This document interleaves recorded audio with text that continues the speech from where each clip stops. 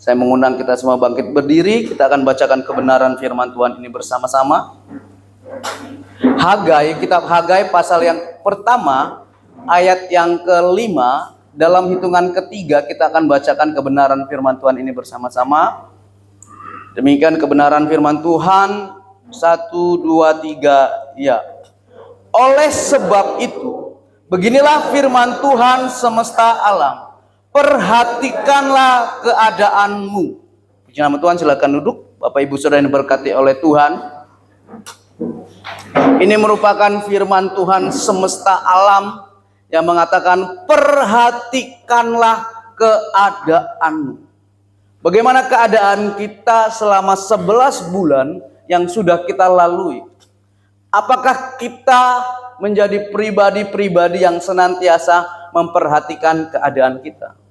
Bapak Ibu Saudara yang berkati oleh Tuhan, ini merupakan teguran keras kepada bangsa Israel pada waktu itu. Bahwasanya Tuhan memberikan perintah kepada Nabi Hagai untuk mengingatkan, bahkan menegur bangsa Israel untuk memperhatikan keadaan mereka. Apa yang terjadi dengan keadaan bangsa Israel pada waktu itu? Di ayat 6 dikatakan begini. Inilah keadaan bangsa Israel. Kamu menabur banyak tetapi membawa pulang hasil sedikit. Kamu makan tetapi tidak sampai kenyang. Kamu minum tetapi tidak sampai puas. Kamu berpakaian tetapi badanmu tidak sampai panas. Dan orang yang bekerja untuk upah, ia bekerja untuk upah yang ditaruh dalam pundi-pundi yang berlobang.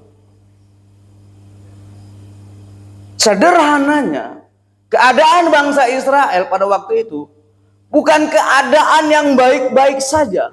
Keadaan bangsa Israel pada waktu itu keadaan yang tidak baik-baik saja. Bagaimana mereka menabur tapi mereka hanya menuai sedikit. Bagaimana mereka makan, mereka tidak puas, tidak kenyang. Bagaimana mereka minum, mereka tidak puas. Mereka berpakaian tapi merasa kedinginan. Dan mereka bekerja, tetapi upahnya itu apa? Bocor. Ada di sini yang kerja, gajian, baru 2 hari habis. Saudara, bagaimana keadaan kita? Apakah keadaan kita sama hal dengan keadaan bangsa Israel pada waktu itu? Kerja 30, di sini berapa? 20 hari. Kalau sip-sipan 20 jam, 20 hari atau bagaimana? Kalau dihitungan sip-sipan. Saudara kerja, tapi gaji saudara itu nggak tahu saudara larinya kemana. Apa yang terjadi? Kenapa? Karena bangsa Israel melupakan apa yang menjadi perintah Tuhan. Apa yang menjadi perintah Tuhan kepada bangsa Israel? Yaitu pada waktu itu ketika bangsa Israel Tuhan lepaskan, bebaskan dari masa tawanan, dari kerajaan Babel. Bangsa Israel Tuhan perintahkan untuk membangun kembali bait Allah. Saudara, kita sekarang tidak sedang disuruh membangun bait Allah dalam bentuk bangunan. Tapi ingat saudara, mari kita perhatikan.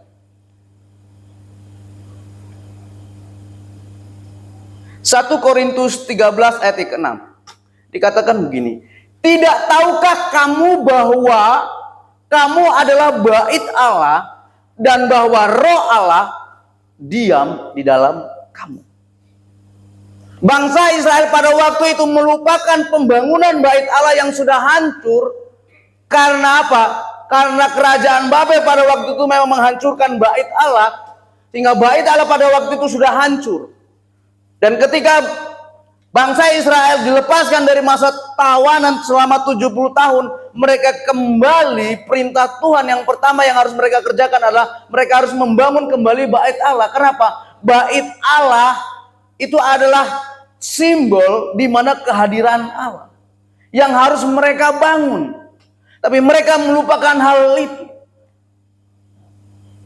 Nah, Rasul Paulus mengatakan bahwasanya kita itu bait Allah. Dalam bahasa asli, bait Allah itu digunakan 2 kata. Yaitu berbicara tentang heron. Heron itu bicara tentang bangunannya. Yang kedua bicara tentang naos. Naos itu adalah tubuh, yaitu kita manusia. Dan sadarilah bahwasanya kita adalah bait Allah. Roh Allah itu diam di dalam kehidupan kita. Nah, yang menjadi pertanyaannya, adakah kita membangun bait Allah itu dalam kehidupan kita? Pak Pendeta, bagaimana kita membangun bait Allah? Cara kita membangun bait Allah dalam diri kita, yaitu kita bersekutu dengan Tuhan. Supaya kita bisa memperhatikan keadaan kita. Supaya kita bisa memperhatikan kehidupan kita. Coba kita perhatikan orang yang memperhatikan bait Allah. Kejadian pasal yang ke-6 ayat ke-9. Dikatakan begini. Inilah riwayat Nuh. Nuh adalah seorang yang benar dan tidak bercela di antara orang-orang sezamannya. Dan Nuh itu hidup bergaul dengan Allah. Tadi saya katakan bagaimana cara kita membangun bait Allah, membangun tubuh kita, yaitu bergaul dengan Tuhan, bersekutu dengan Tuhan. Nuh itu adalah pribadi yang tidak bercela. Nuh adalah pribadi yang benar. Sudah perhatikan bagaimana keadaan manusia ketika Nuh itu hidup. Di ayat yang ke-5 dan ke-6 dikatakan begini. Kejadian 6 ayat 5 dan ke-6. Ketika dilihat Tuhan bahwa kejahatan manusia besar di bumi dan bahwa segala kecenderungan hatinya selalu membuahkan kejahatan semata-mata, maka menyesallah Tuhan bahwa ia telah menjadikan manusia di bumi dan hal itu memilukan hatinya. Nuh, dia pribadi yang memperhatikan keadaan. Makanya ketika Nuh hidup di zaman orang yang berbuat jahat, Nuh tidak apa? Nuh tidak tercemar. Nuh tidak terpengaruh, Bapak Ibu Saudara. Nah, kita hidup dalam dunia pekerjaan, namanya orang curang itu kan bisa kita lihat. Orang bekerja tidak jujur itu kan kita bisa tahu. Kita bisa lihat. Tapi ketika pribadi Nuh atau Bapak Ibu Saudara memperhatikan keadaan Bapak Ibu Saudara yang menyadari bahwa Bapak Ibu Saudara adalah bait Allah yang roh Allah tinggal di dalamnya, Saudara tidak akan apa? Terkontaminasi. Saudara tidak akan tercemar. Saudara akan tetap menjadi pribadi yang benar. Saudara akan menjadi pribadi yang tidak bercela sekalipun saudara di dalam lingkungan yang kotor. Saudara di dalam lingkungan yang jahat. Ini bukti firman Tuhan, saudara. Jadi jangan pernah katakan saya berubah karena teman. No, saudara. Kalau kita hidup bergaul dengan Tuhan, kita tidak akan pernah terpengaruh dengan keadaan sekeliling kita. Kalau memang kita punya hubungan yang intim dengan Tuhan, pergaulan yang baik dengan Tuhan, mau keadaan sekeliling kita itu orangnya berbuat curang, bohong, berbuat jahat, pemfitnah, karlota, kita akan tetap benar. Karena apa? Karena kita punya hubungan dengan Tuhan. Orang yang punya hubungan dengan Tuhan, dia bisa menjaga kehidupannya dari segala situasi apapun. Nuh, bagaimana kejahatan manusia pada waktu itu membuat Tuhan menyesal telah menciptakan manusia. Bahkan hati Tuhan itu sakit dengan keadaan apa? Keadaan manusia pada waktu itu. Makanya apa yang terjadi? Tuhan mau memusnahkan apa? Bumi. Tapi Nuh, saya tanya kepada saudara, apakah Nuh lebih daripada kita? Enggak, saudara. Nuh sama dengan kita. Sama manusianya, saudara. Cuma bedanya apa? Nuh hidup bergaul dengan Tuhan. Makanya saudara, cara kita itu harus membangun bait Allah itu dengan membangun hubungan kita dengan Tuhan. Makanya di dalam Ibrani pasal yang ke-10 ayat 25 dikatakan, janganlah kita menjadikan pribadi atau menjadi pribadi orang-orang yang menjauhkan diri dari pertemuan ibadah. Karena cara kita membangun hubungan kita dengan Tuhan lewat apa? Lewat ibadah, saudara. Lewat apa lagi? Lewat kita berdoa. Lewat apa lagi? Lewat kita membaca, merenungkan kebenaran firman Tuhan. Itu cara kita membangun hubungan kita dengan Tuhan.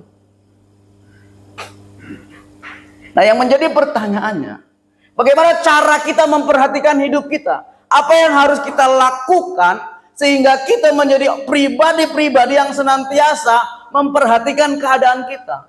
Hal yang pertama yang harus kita perhatikan, hal yang pertama yang harus kita jaga, supaya kita tetap memperhatikan hidup kita, supaya hidup kita tetap benar di hadapan Tuhan. Yang pertama, kita harus menjaga hati kita.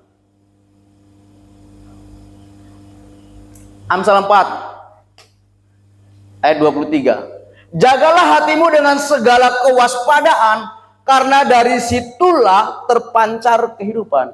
Ingat, hati itu pusat kehidupan.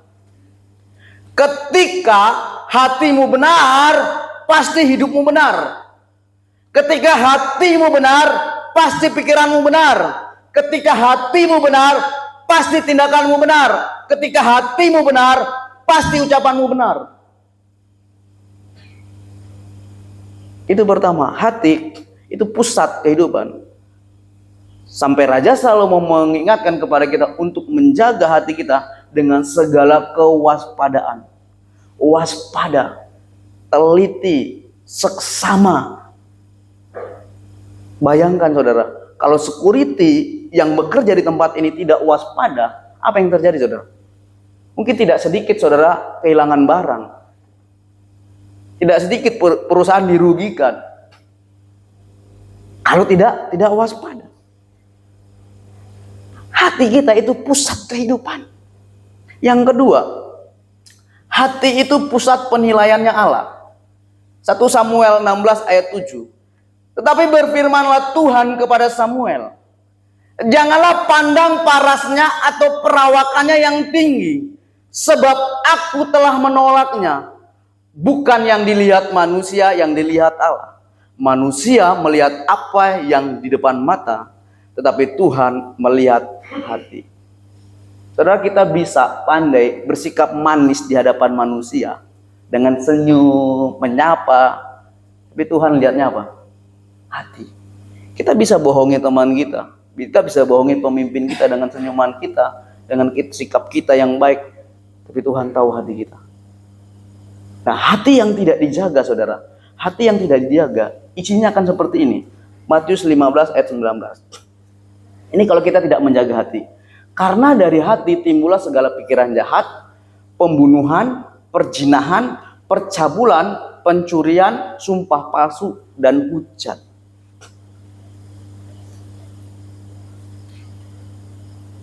Karena dari dalam hati, itu yang dilakukan orang. Tindakan kita, semuanya difokuskan di hati kita. Orang kenapa bisa benci sesama?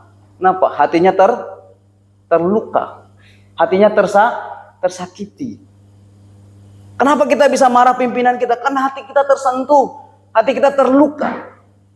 Makanya penting bagi setiap kehidupan kita itu menjaga hati kita. Itu cara kita pertama bagaimana kita memperhatikan kehidupan kita. Dengan menjaga hati kita.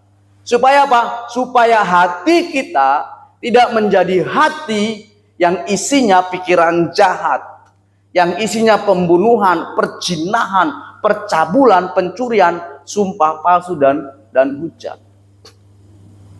Saya nggak tahu bagaimana hatimu hari ini, dengan pemimpinmu, dengan rekan kerjamu, dengan istrimu, dengan suamimu, dengan anakmu. Saya nggak tahu. Tapi Tuhan tahu saudara. Tuhan tahu sampai kedalaman hati kita. Tuhan lebih tahu daripada kita sendiri. Karena Dia yang bentuk dan menciptakan kita. Jadi mari hati-hati saudara. Hati-hati dengan hati. Hati yang tidak terjaga itu bisa membawa kita kepada dosa. Tidak ada namanya kejahatan itu dilakukan secara spontanitas. Tidak ada saudara. Namanya kejahatan itu dilakukan dalam apa? Dalam sebuah perencanaan.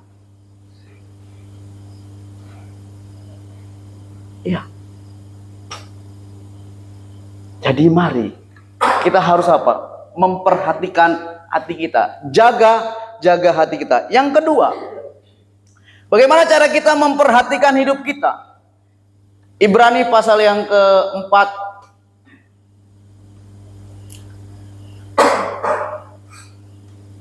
Amsal pasal 6 ayat 23. Dikatakan begini. Karena perintah itu pelita dan ajaran itu cahaya dan teguran yang mendidik itu jalan kehidupan. Yang kedua, bagaimana cara kita bisa memperhatikan hidup kita? Yang kedua, kita mau dikoreksi. Kita mau dikoreksi. Saudara, manusia itu sudah salah, dinyatakan salahnya, itu nggak mau. Itu umumnya manusia. Manusia salah itu membenarkan diri, apalagi benar, maka puji. Itu manusia. Nah, tapi kalau kita mau memperhatikan hidup kita, kita harus menjadi pribadi yang mau dikoreksi. Ketika kita melakukan sebuah kesalahan, belajarlah mau dikoreksi. Belajarlah kita memiliki telinga yang mau mendengar setiap masukan orang. Amsal katakan, teguran yang mendidik itu jalan kehidupan. Nah, seringkali firman Tuhan datang kepada kehidupan kita untuk mengkoreksi setiap kehidupan kita. Tapi sering kali pun kita menolak, bahkan kita katakan firman itu untuk teman saya Tuhan. Firman itu untuk suami saya Tuhan. Firman itu untuk istri saya Tuhan. Firman itu untuk anak buah saya Tuhan. Firman itu untuk kakak saya, adik saya. Tapi tahu nggak saudara, firman yang saya sampaikan itu bukan hanya buat saudara. Firman yang saya sampaikan itu juga menjadi buat saya. Ibrani pasal yang keempat ayat 12 dikatakan begini. Sebab firman Allah hidup dan kuat dan lebih tajam daripada pedang bermata dua manapun. Ia menusuk amat dalam sampai memisahkan jiwa dan roh, sendi-sendi dan sumsum. Ia sanggup membedakan pertimbangan dan pikiran hati kita. Jadi bersyukur saudara, ketika kita mendapatkan firman Tuhan, kita tertusuk sampai roh kita terasa terlepas dari jiwa kita. Bahkan sampai sendi-sendi kita, sampai ke tulang sumsum kita. Firman Tuhan pedang bermata dua. Artinya apa? Tidak hanya buat saudara, tapi buat saya pribadi juga. Jadi sebagai hamba Tuhan juga saya harus mau dikoreksi.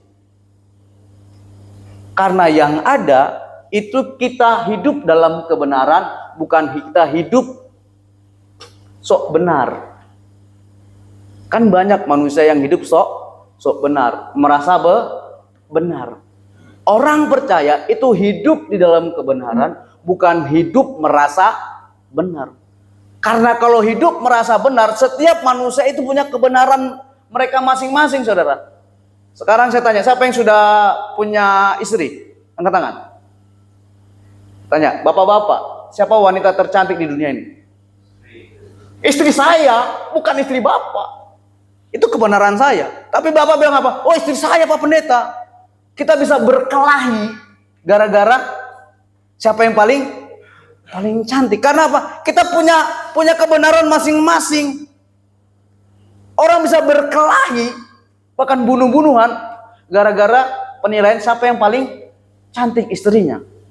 Tapi kan firman Tuhan sudah jelaskan, istri yang cantik itu istri yang bagaimana? Yang takut akan Tuhan. Ya kalau saudara istri cantik tapi nggak pernah ke gereja, terus setiap bulan ngabisin duit saudara, apa saudara mau bilang istri saudara cantik? Bukan menjadi penolong, menjadi perongrong. Apakah itu bisa disebut cantik? Kan bicara cantik bukan hanya karena wajahnya saja. Karena cantik itu berasal dari dalam. Jadi wanita-wanita jangan selalu mempercantik raut wajahmu yang di luar, tapi dari dalam. Karena cantik itu berasal dari Dari dalam. Jadi itu Bapak Ibu Saudara yang berkati oleh Tuhan. Cara kita memperhatikan hidup kita, itu kita mau dikoreksi. Siapa yang mengoreksi setiap kehidupan kita? Yang pertama itu firman Tuhan. Itu pertama. Firman Tuhan yang mengoreksi kehidupan kita. Yang kedua siapa? Pemimpin rohani kita. Ya, gembala saudara, kakak rohani, itu yang mengoreksi. Yang kedua apa? Yang kedua sesama. Ya, itu bisa suami, bisa istri, itu yang mengoreksi. Tapi kalau yang mengoreksi itu musuh saudara, itu tidak usah didengarin. Bikin apa orang yang benci kita, koreksi kita, itu cuma apa? Mau jatuhkan hidup kita. Jadi mari, kita berada di penghujung akhir tahun. Kita sudah melihat bagaimana keadaan saudara-saudara kita di Aceh, Sumatera Utara, Sumatera Barat. Saudara, ada yang mengkaitkan kenapa sampai di Sibolga itu terjadi banjir bandang seperti itu, karena sebelum itu terjadi ada seorang musafir anak muda yang mampir di masjid terus dia dikeroyok sampai mati. Mereka bilang, oh ini karma dari Tuhan, hukuman daripada Tuhan. Ada banyak penilaian orang, saudara. Tapi saya mau katakan kepada kita, terserah orang mau menilai apa tentang hidup kita. Karena pada dasarnya orang menilai hidup kita itu cuma menjatuhkan kita. Pujian manusia itu hanya apa? Hanya semu. Awalnya saja manis, tapi ujung-ujungnya apa? Tapi kalau firman Tuhan yang berkata kepada kita, kita harus dengar. Amin. Jadi inilah firman Tuhan semesta alam. Perhatikanlah hidupmu. Amin. Kebenaran firman Tuhan. Tundukkan kepala.